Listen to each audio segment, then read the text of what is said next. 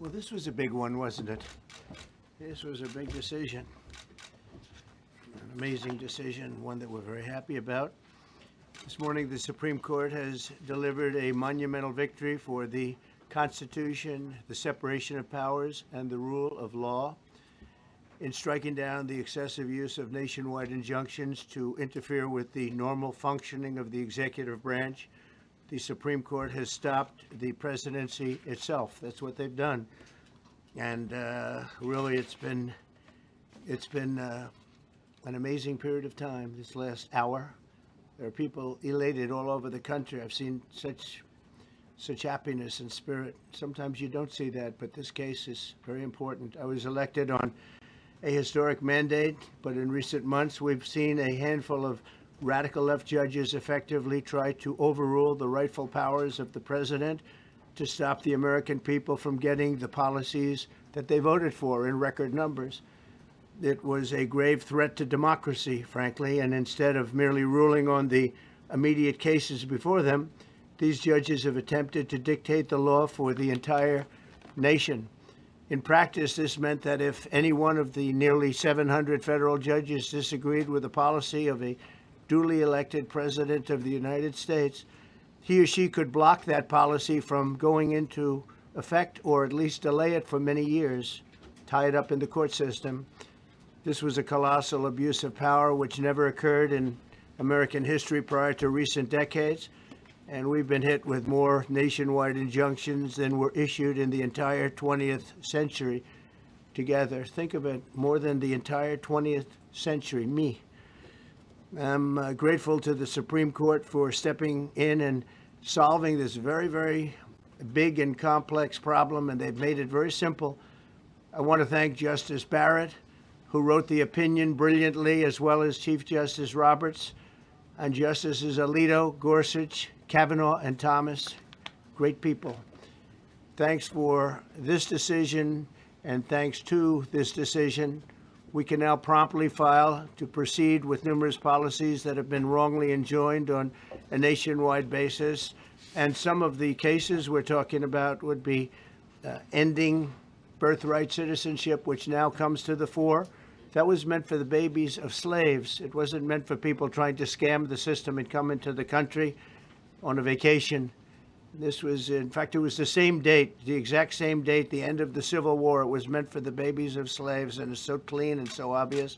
But this lets us go there and finally win that case, because hundreds of thousands of people are pouring into our country under birthright citizenship, and it wasn't meant for that reason. It was meant for the babies of slaves. So thanks to this decision, we can now promptly file to proceed with these numerous policies and those that have been wrongly enjoined on a nationwide basis, including birthright citizenship, ending sanctuary city funding, suspending refugee resettlement, freezing unnecessary funding, stopping federal taxpayers from paying for transgender surgeries, and numerous other priorities of the American people. We have so many of them. I have a whole list. I'm not going to bore you, and I'm going to have Pam get up and say a few words, but there's really, she can talk as long as she wants, because this is a very important decision. This is a decision that covers a tremendous amount of territory. But I want to just thank again the Supreme Court for this ruling. It's a giant. It's a giant. And they should be very proud, and our country should be very proud of the Supreme Court today. And with that, I'd like you to listen to the words of Pam Bondi. She's an incredible Attorney General. We're very proud of her. And as you know, Todd Blanche is with us, and we have so many others that worked on this case and other cases. And I think they're doing a great job. Pam, please say a few words. Thank you, President Trump. Thank you for fighting for all Americans. Americans are finally getting what they voted for. No longer will we have rogue judges striking down President Trump's policies across the entire nation. No longer. Today, in the 6-3 opinion, Justice Barrett correctly holds that the district court lacks authority to enter nationwide or universal injunctions. These lawless injunctions gave relief to everyone in the world instead of the parties before the court. As the Supreme Court held today, They turned district courts into the imperial judiciary. Active liberal judges have used these injunctions to block virtually all of President Trump's policies. To put this in perspective, there are 94 federal judicial districts. 5 of those districts throughout this country held 35 of the nationwide injunctions. Think about that, 94 districts. And 35 out of the 40 opinions with nationwide injunctions came from 5 liberal districts in this country. No longer. No longer. These injunctions have blocked our policies from tariffs to military readiness to immigration to foreign affairs, fraud, abuse, and many other issues. The judges have tried to seize the executive branch's power, and they cannot do that. No longer.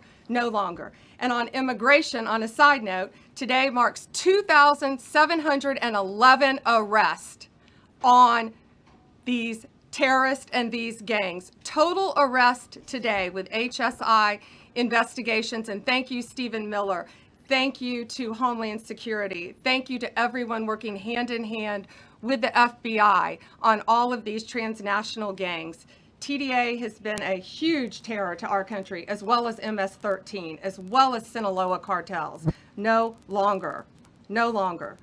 These injunctions have allowed district court judges to be emperors. They vetoed all of President Trump's power, and they cannot do that. This has been a bipartisan problem that has lasted 5 presidential terms, 5 different presidents, and it has ended today. We will continue to fight for President Trump's policies. I want to thank the Office of White House Counsel, Dave Warrington. You and your staff have been incredible. Our Solicitor General's office, John Sowers, Sarah Harris, and Todd Blanche and Emil Bovey. Todd's going to say a few words because we've had another major ruling today on transgender books and some other great wins that we've had. But no longer will they have this power in our country. It is the president's authority under his executive branch to do everything to fight for the American people, and he will continue to do that. That's why he was overwhelmingly elected. Thank you. Thank you. Yeah, today's a great day for the rule of law. It's a great day for the Justice Department, and it's one that's been a long time coming, and one that every American should have been waiting for with bated breath. And so I echo what the President said and Attorney General Bondi, that the Supreme Court did a great thing today, not only for this administration, but for every American in this country.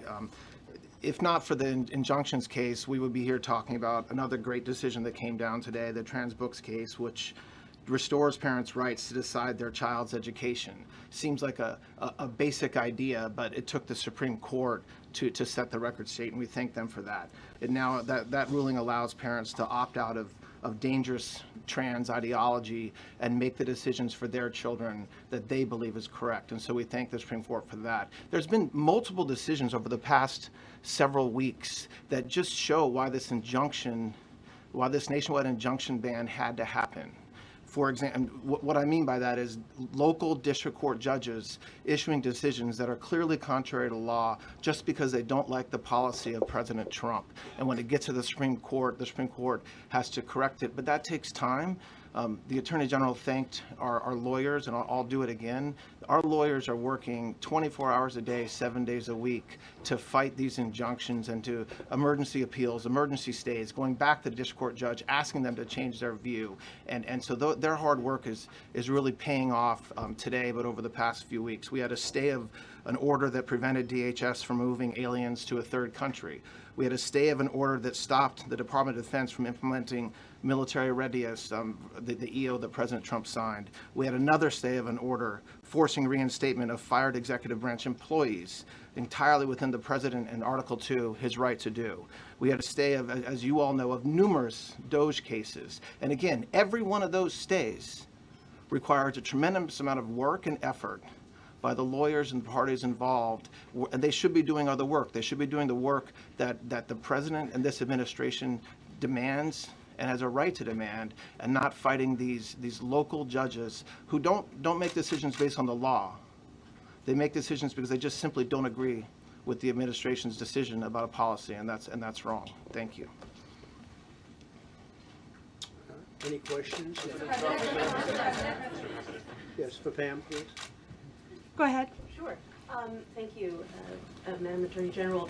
So as you know, the Supreme Court did not rule on the underlying constitutionality of the President's Birthright citizenship order. So what is the plan now? Are you going to try to implement the EO just in states where there isn't a legal challenge? Yes, so birthright citizenship will be decided in October in the next session by the Supreme Court, unless it comes down in the next few minutes. I guess it could come down. I think they're still deliberating right now on some cases. As you heard, we just got transgender books, which is a huge win. But most likely, that will be decided in October in the next session. However, it indirectly impacts us because, as you correctly pointed out, if there's a birthright citizenship case in Oregon, it will only affect the plaintiff in Oregon, not the entire country. So yes, it's indirectly, but that's pending litigation, and we're waiting on that in the next term. And how concerned are you that the Supreme Court will come back and determine that the executive order is Oh, unconstitutional? we're very confident in the Supreme Court. But again, it's pending litigation, and that will directly be determined in October, but it indirectly impacts every case in this country, and we're thrilled with their decision today. Peter. Madam Attorney General, thank you for being here to take our questions. A couple questions to the both of you. The EO had a 30-day grace period before it goes into effect. Is there any thought about trying to make it effective immediately within that period of time? We're going to follow the law. We're going to make those decisions, and we're going to do what's right in the bounds of the law. And then the DOJ didn't ask the justices to rule on the merits of the birthright citizenship ban. Just for explanation purposes, why? Sure, because that's going to come down in October in the separate. This was huge because it's indirectly impacted today. As I said, it's case by case. Let me reiterate, of the 35 of the 40 nationwide injunctions filed against this president, against his executive authority as President of the United States, 35 of them came from Maryland, D.C., Massachusetts, California, Washington. I mean, that's crazy.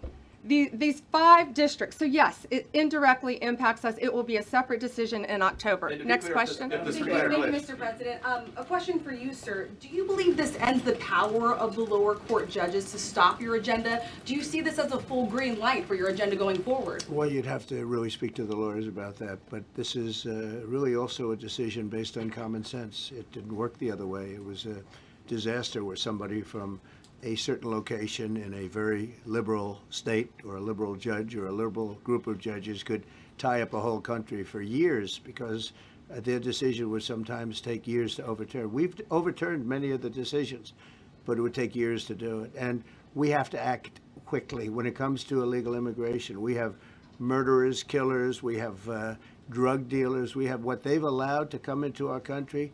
Should never be forgotten. It should never be forgotten what they've done to our country, and we have to be able to act very quickly, and we're going to do that. Thank you. Justice Amy Coney Barrett, sir, I know that you praised her and her opinion here in this case. She has taken some heat, though, from some of your supporters who have labeled her weak, a squishy, a rattled law professor. What is your take on that? I don't know about that. I just have great respect for her. I always have, and her decision was brilliantly written today. From all accounts, yeah. Transgender rules, Mr. President. What would you say to Americans who fear that this is more and more concentration of power in the White House and the executive? Well, this really brings back the Constitution. This is what it's all about, and this is really the opposite of that. I mean, the question is fine, but it's the opposite. The Constitution has been brought back. Thank you so much, President Trump. Illegal crossings on the border are 0 now. 0. Does everyone hear that? 0. Trump 2028! Do you intend, President Trump? Who's that guy?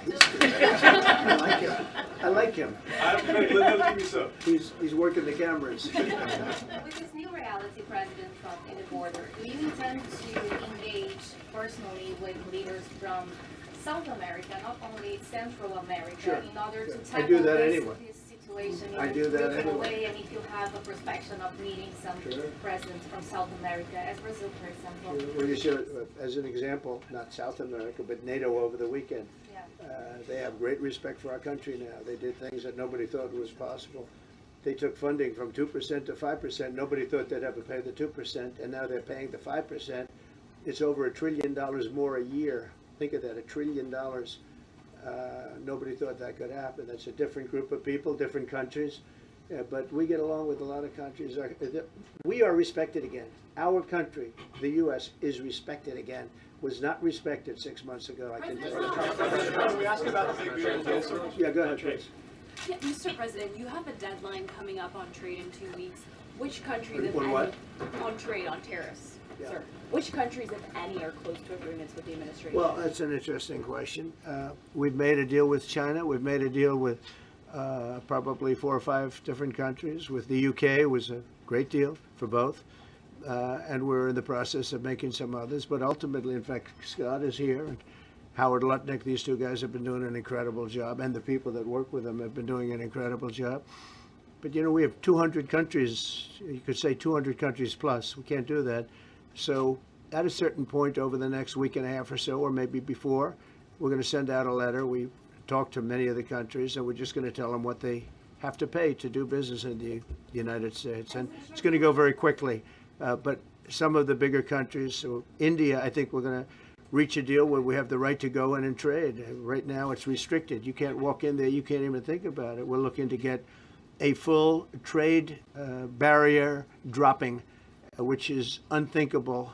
And I'm not sure that that's going to happen. But as of this moment, we've agreed to that, go into Indian trade. We're going to be trading in China. That's going to come a little bit down the road, but we're going to be trading in China.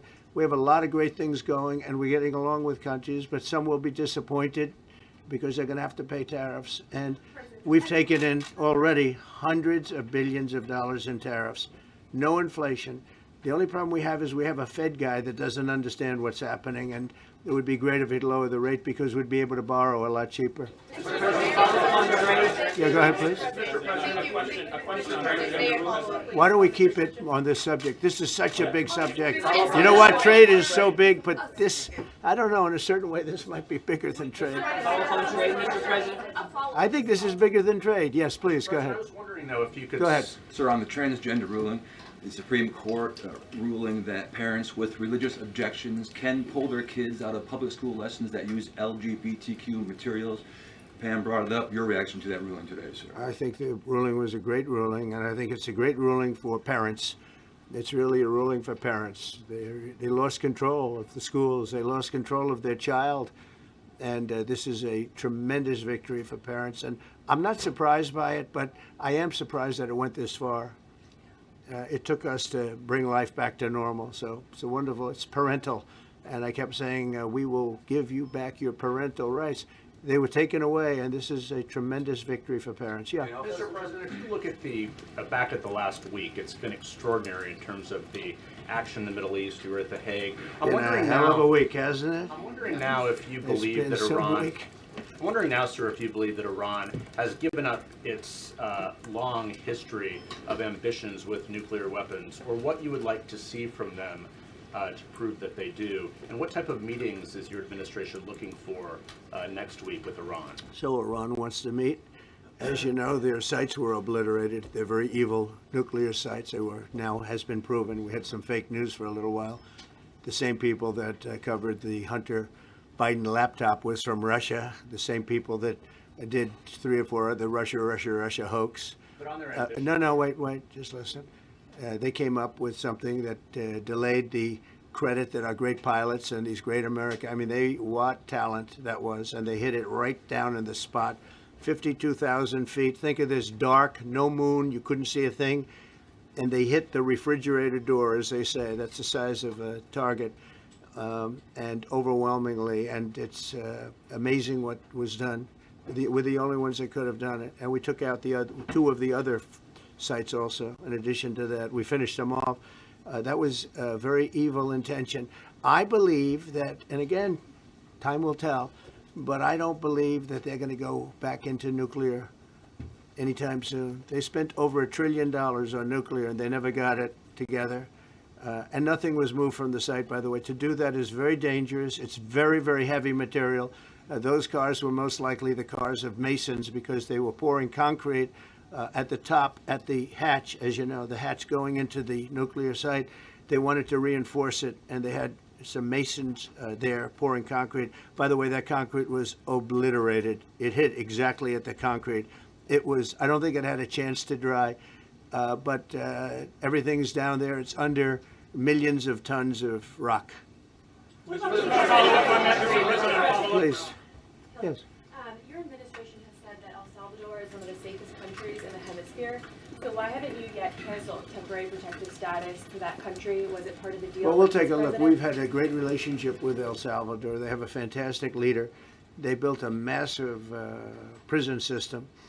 And I don't know exactly why, but it's a hell of a system. And we bring people there, and when they go there, they don't get out. And frankly, when they hear they have to go there, they become very nice people. They become very nice people. It's a tough system, but it's a brilliant system. And it's a system done by a very, very good leader. We'll talk about El Salvador. A lot of respect. Yeah, please. Thank you. A question for you, and then a question for the Attorney General. As you go into negotiations and talks with Iran, are you demanding not only that there would be no uranium production inside of Iran, but also that Iran would turn over all existing stockpiles of uranium? Well, you know, we're a little early for that, but something like that, yeah, we'll do something like that. Let me say that I've been saying for 25 years, even as a civilian, you cannot let them have a nuclear weapon. And that's what happened. It's been obliterated. It would be years before they could ever get going. And I really think it's probably the last thing. They have to recover from a hell of a tough war. Would you also be demanding that the IAEA have full rights to inspect in Iran? Or somebody, yeah, or somebody that we respect, And then including ourselves. And a question for both the President and the Attorney General. Under birthright citizenship, if this is implemented, who would be tasked with actually vetting citizenship? And how, like, would this be a situation where you have nurses and doctors checking for citizenship of parents? Or? This is all pending litigation. It's going to be decided in October by the Supreme Court, and we'll discuss that after the litigation. If you have an undocumented baby, would that baby then be an enforcement priority? The violent criminals in our country are the priority now. Let me put it in perspective. Today marked the 2,711th arrest in our country of TDA members, just TDA. Everyone in this room agrees they are one of the most violent criminal organizations in the world. And the Biden administration let them walk into our country for the last 4 years. 2,711 of them today have been arrested in our country. That is the priority of Donald Trump. That is the priority of this country, of Homeland Security, of all of our lawyers, of FBI. That's the priority. That will be discussed in October when the Supreme Court hopefully rules in our favor, and we're very confident of that. But you should all feel safer now that President Trump can deport all of these gangs, and not one district court judge can think they're an emperor over this administration and his executive powers and why the people of the United States elected him. I just might add one thing, and you know, they used birthright citizenship, some of the worst people, some of the cartels, to get people into our country, just so you know. And again, I say, if you look at the end of the Civil War, the 1800s, it was a very turbulent time. If you take the end day, was it 1869 or whatever, but you take that exact day, that's when the case was filed. And the case ended shortly thereafter. This had to do with the babies of slaves, very, very obviously. And I think we're going to win. People didn't, I don't think they went about discussing it right. I came along and we looked and we said, wait a minute, this is wrong. We've been looking at birthright citizenship wrong for years, but they've used it. The cartels have used birthright citizenship to get very bad people in, and what Pam's doing and what Todd and everybody else, what they're doing at DOJ and all over, FBI, ICE, Border Patrol, these are incredible people. They're trying to keep our country safe, and they don't want to have people come in. This is just another way that they get illegal immigrants into our country, and in some cases, very, very bad ones. Go ahead. Thank you, Mr. President. On your tax bill, if I could for a moment, senators are racing to rewrite parts of it right now after the Senate parliamentarian ruled that sections of it were outside of the process that they're using to get this through. Do you think that senators should respect the decisions of the parliamentarian, and what have you personally done in the last 48 hours to try and get Republican senators who are against the bill to a yes? Well, look, it's a great bill. It's a massive tax cut. If it's not approved, your taxes will go up by 68%. Think of that, 68, a record, the highest in the history. The Democrats won't approve it only because politically it's so good for the Republicans. The Democrats aren't approving it. But think of what they're not approving. They're not approving border security. We've done a great job at the border, but we have to add some wall. We have to do, various things. We have no money for that. We have no money for the border. We have no money for so many things.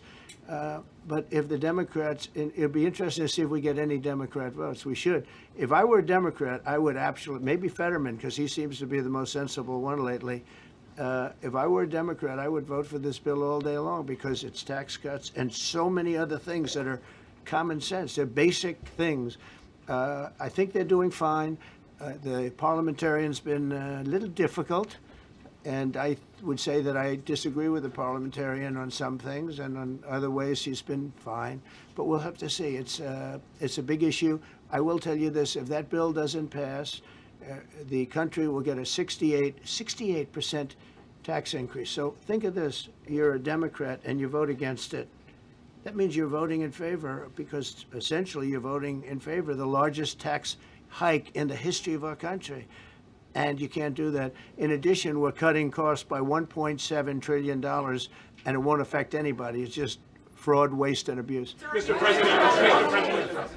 President, a leading global economist just did a 180 and says your tariff plan, you may have outsmarted everybody with it. What is your message?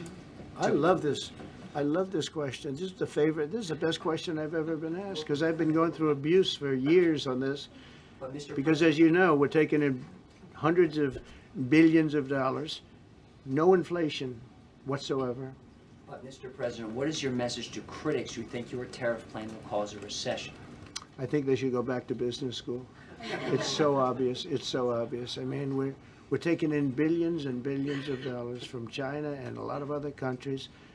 We took in, I had a call from somebody in the House and a high official.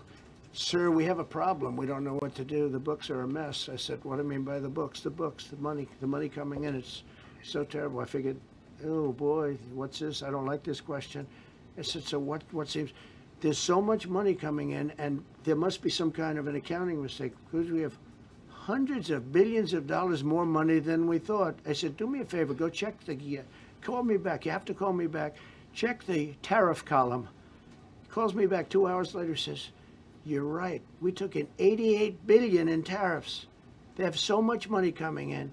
But more important than the money coming in, we have companies coming in, factories coming in, auto plants being built. AI is being built here instead of being built all over Europe and Asia. We have all of it. We have over $15 trillion, just about, Scott. I think we're right about that number. We went to Saudi Arabia. We went to Qatar, we went to UAE, very smart people, very smart leaders, great leaders, and we took in $5.1 trillion just there without the tariffs. I mean, they also liked a thing called November 5th, November 6th, and November 7th. That was a very good little period of time. It's called the presidential election. You know, you used to have one-day election, now you have it go over it, but even if you just took that little period, because it was pretty obvious it was going to be a landslide, and they like that, but they love the tariffs. I had Texas Instruments come in the other day, big company, and he said, we're putting in $60 billion into new plants and new equipment, new everything. Sir, you're going to keep the tariffs, aren't you? Because if I ever took the tariffs off, and we are going to absolutely keep it. And they're worried that somebody that, like this communist from New York, someday gets elected. I can't believe that's happening. That's a terrible thing for our country, by the way. He's a communist. We're going to go to a communistic state. That's so bad for New York. But the rest of the country is revolting against it. But if somebody got elected, they're afraid that if this was taken off, well, we're going to guarantee it's never going to be taken off. And again, we're taking in think of this, hundreds of billions of dollars. And they were all confused because they've never seen this before. You know, it's always the other way. We don't have enough money. So much money is coming in at levels that nobody's ever seen. But most importantly, we have factories being built, car plants being built, companies moving to our country like never before. If you look at 15 trillion, and that's only in a few months, you know, I haven't been here that long. Presidents, like the last one, was a disaster. He's the worst president in the history of our country, by the way. What he did on our border can never, ever be forgotten. To me, that's the worst of all the things. And he's done some terrible things, grossly incompetent. Nobody knew it was him, because I don't think it was him. I think it was whoever was controlling the auto pen. But our country is doing great. And those leaders and other leaders, I just left, as you know, a large group of the most highly respected people. And that includes big countries. When you look at Germany and France and Spain, although Spain didn't come through, but they will. By the way, guaranteed they will. That was the only country that sort of tried to hold back on putting up the money. But just so you know, they said, it's unbelievable what's happened to the USA. You were a dead country. We didn't respect the country, the leader. You were dead as a doornail. One said to me, you went from being a dead country, you are right now the hottest country anywhere in the world. The whole world is talking about the USA, and everybody wants a part of it, and they're pouring into our country, and you're going to see those numbers. Thank you for that question.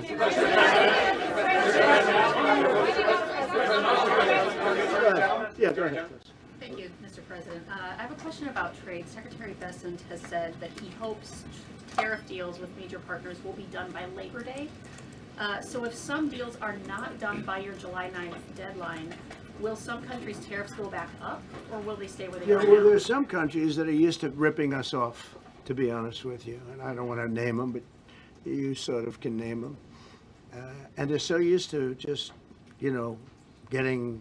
taking it billions and billions of, look, we had a trade deficit of more than $1 trillion. Think of a trade deficit. That's because nobody cared. We cared a lot when, I took in hundreds of billions of dollars in tariff. We had the greatest economy in history up until now. I think we're going to blow it away. But during my time, and especially prior to COVID, we had the greatest economy in the history of our country. I think we're going to blow it away now based on the kind of numbers that we're seeing. But some countries are very angry because they've been ripping us off for years. They've been making billions and billions of dollars. There was nobody to negotiate with. They could do whatever they want. They charged us tariffs, by the way, at numbers that we've never seen before. And we ended up losing much more than $1 trillion a year. $1 trillion a year on trade. And now they're being met with a force that's far greater than them. And they don't like it. So they're upset. Because instead of making, $5 billion, they're going to break even. Or they'll make a little bit. I want to be nice. They'll make a little bit. Or we'll make a little bit. It's a big difference. Yeah, please go. Go ahead. Red dress. On the 2020 election, is there any more information on the special prosecutor? So many Americans still have questions about the 2020 election. And speaking of rogue judges, would you consider appointing somebody at DOJ maybe to investigate the judges that allowed for the political persecution of you, your family, and your supporters during the Biden administration? I love you. Who are you? I'm Kara from Lindell TV. Well, it's just a very nice question. And it's not a setup. I have no idea who you are, but I appreciate that question. All I can say is we're not here for that. I hope so. I hope they're doing a thing because that election was rigged and stolen, and we can't allow that to happen. A lot of people tell me, sir, you just won the greatest election in the history of our country. You won at numbers that won all 7 swing states, won the popular vote, won everything. Sir, go on with your life. And many people that say that, good people, friends of mine, then you have people that say that same thing, go on with your life, but you have to find out what happened because you can't let that happen again. Look at what this lunatic did. Look at what he did. He opened our borders to people that were murderers, 11,888 to be exact, murderers. And we've captured many of those murderers, and we're bringing them back, or some of them are so dangerous that we don't even want to bring them back. We're afraid they're going to try and come back in. But he allowed people to come into this country, people from mental institutions, insane asylums, that's a mental institution on steroids, people from mental institutions, gang members, drug dealers, people, jails, being emptied out into our country. Venezuela emptied out almost its entire prison population into our country. But I don't want to blame them. Many countries have done that. The Congo, we have a great press conference coming up later, and it's the Congo and Rwanda. They were fighting for years, and it was machetes, it was vicious, it was as vicious, people's heads being chopped off. And I have a man who's very good in that part of the world, very smart, and put them together, and we're signing a peace treaty today. First time in many years they're going to have peace, and it's a big deal. You know, we talk about Russia, and we're working that one. President Putin called up and he said, I'd love to help you with Iran. I said, do me a favor, I'll handle Iran. Help me with Russia. We got to get that one settled. And I think something's going to happen there. But we did some great work. India and Pakistan. That was going to be maybe nuclear. We did that. We did a lot of work. I don't know if there's ever been a president that's done much more. Serbia, Kosovo was going to go at it. Going to be a big war. I said, you go at it. There's no trade with the United States. They said, well, maybe we won't go at it. That's what happened with India and Pakistan.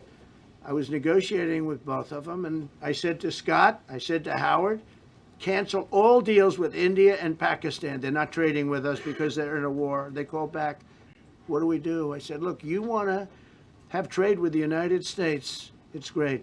But you want to go and start using nuclear weapons on each other? We're not going to allow that. And they both agreed. Both have great leaders. They both agreed not to do it. So we did a lot, but I appreciate that question. Sir, on peace deals, can I follow up with you? Sir, can I follow up on peace deals? Thank you so much. Here, Thank please, you, Mr. Orange. President. Thank you, Mr. President.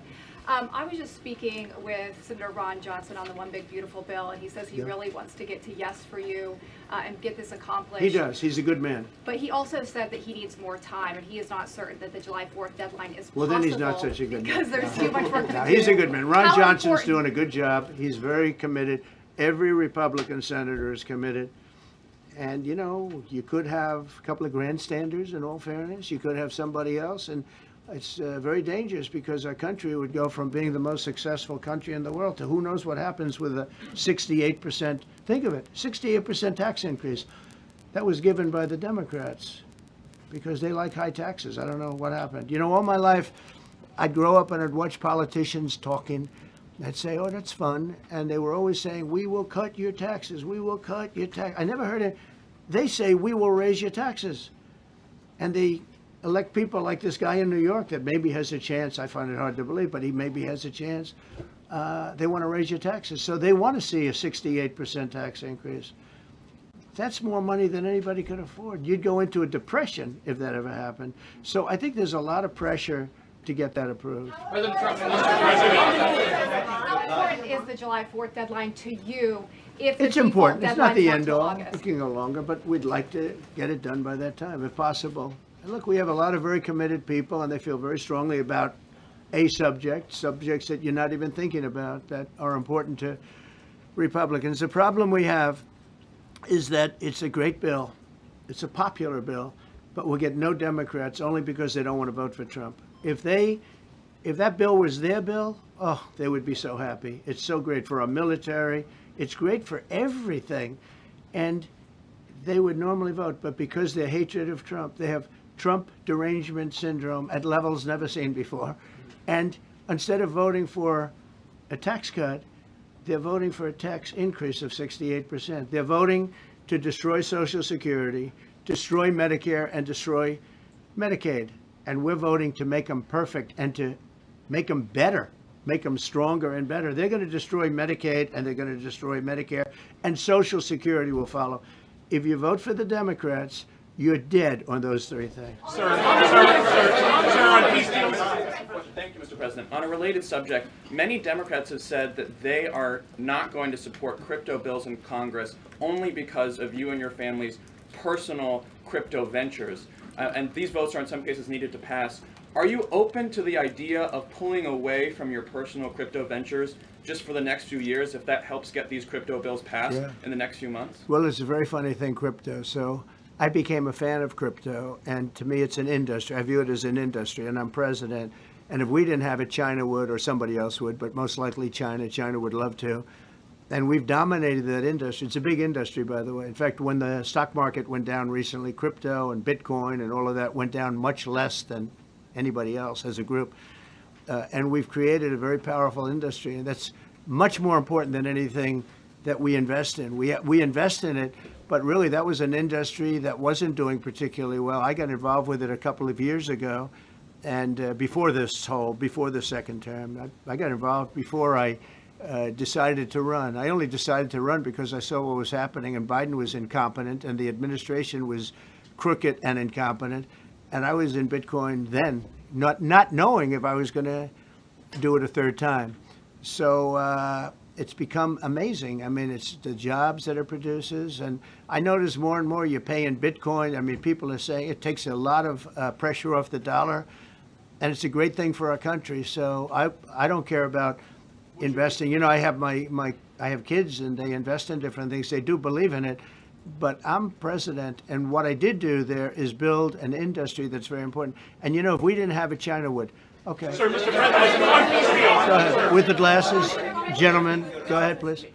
Go ahead. Thank you, Mr. President. So, are you going to cut funds in the sanctuary states, like for instance California, that keep supporting illegal immigration, and then these people work under Yeah, we're the giving them a table? hard time. And also, in a foreign policy I question. mean, they don't have a governor in California. They have a man that wants to give away everything to people that nobody's seen before.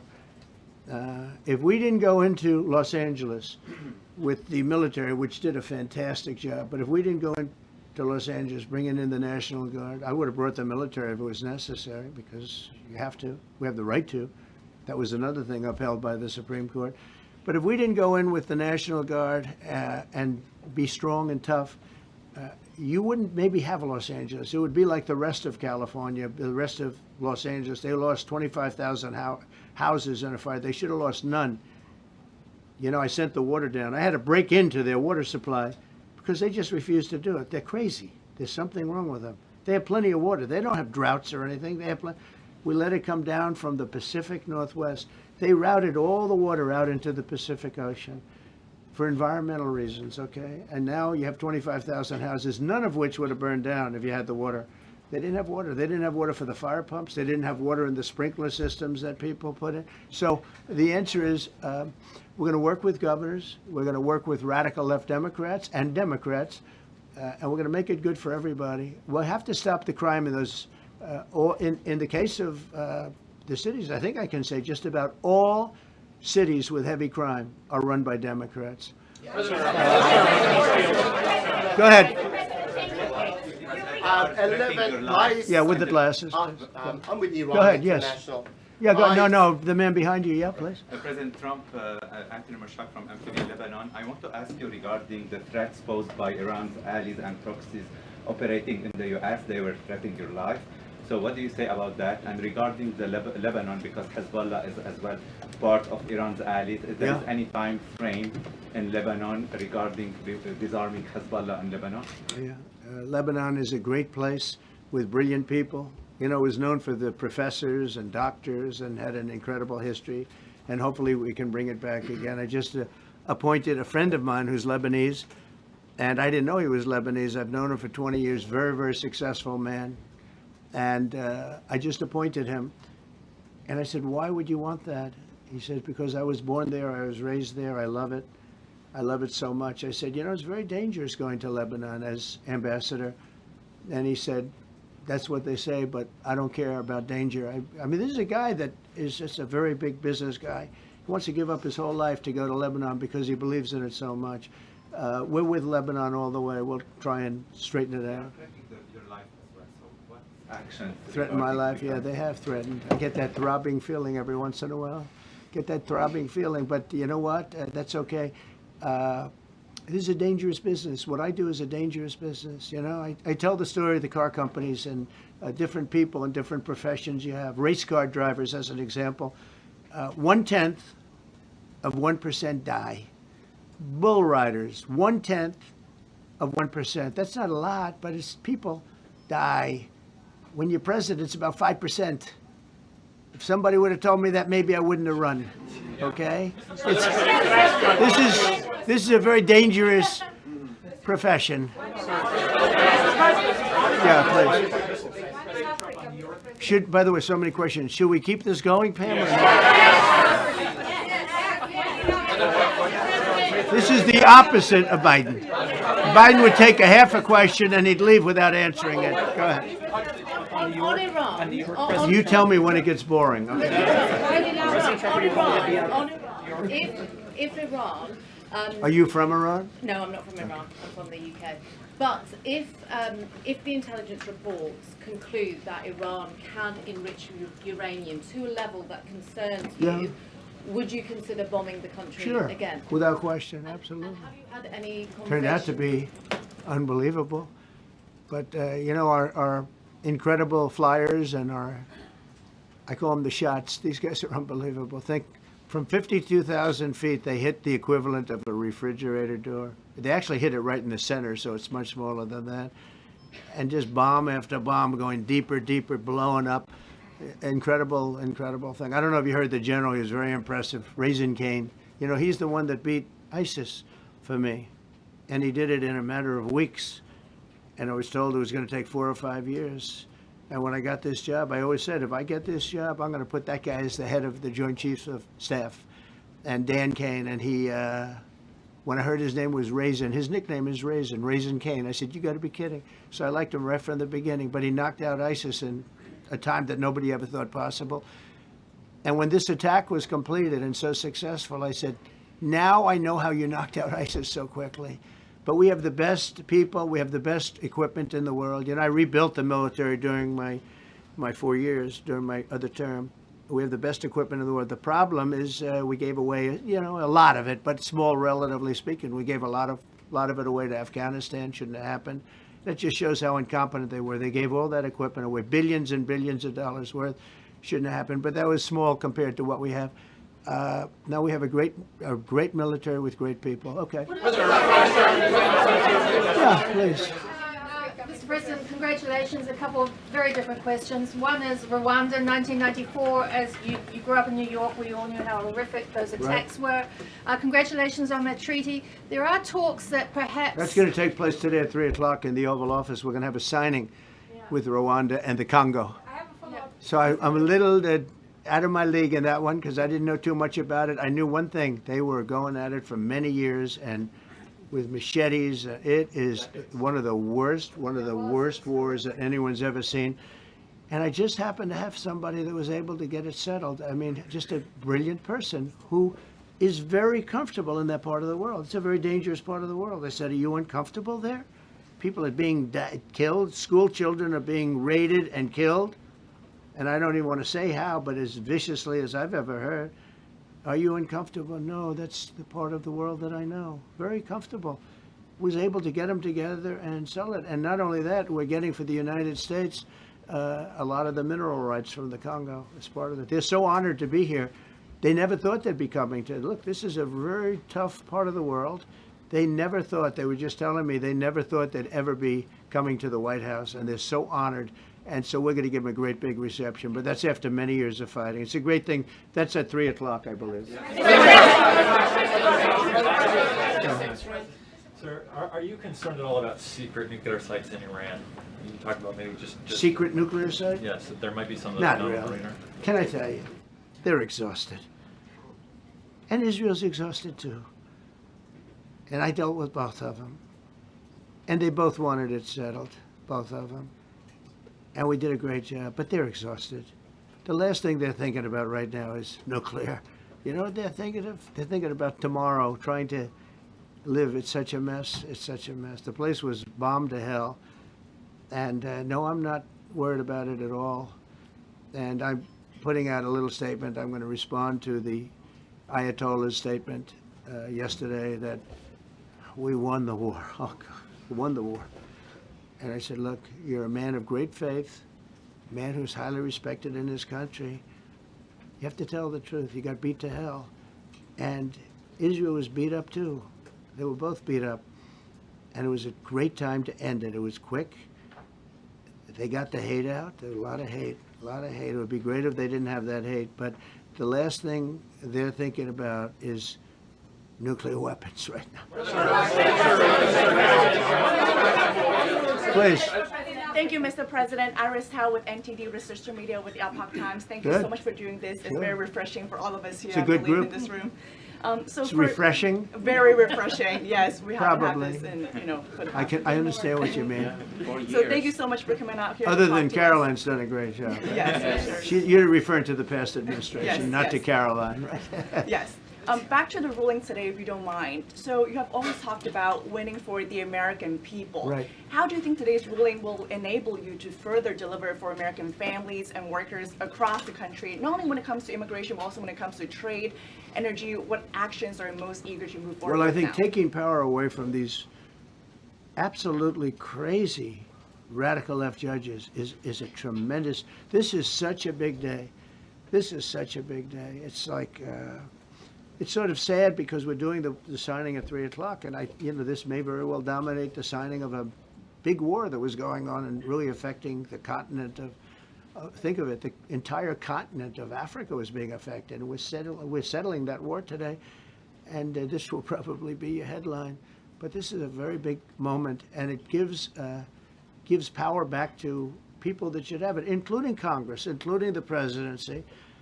And it only takes bad power away from judges. It really doesn't take power. It takes bad power, sick power, and unfair power.